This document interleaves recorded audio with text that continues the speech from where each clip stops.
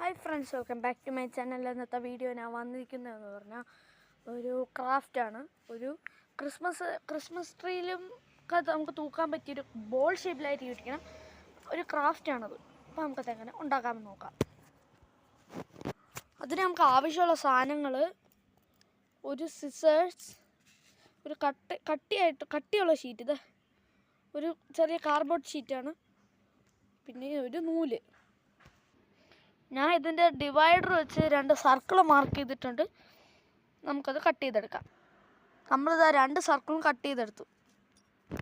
നമ്മളിത് ആ 2 സർക്കിളും ഇത്ര നീളം വെച്ച് ഞാൻ കട്ട് ചെയ്തെടുത്തു.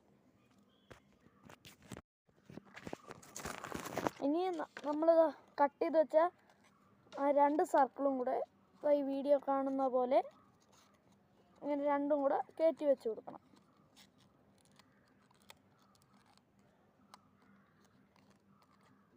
അപ്പോൾ ഈ ഷേപ്പിൽ ഇരിക്കും. കണ്ടില്ലേ?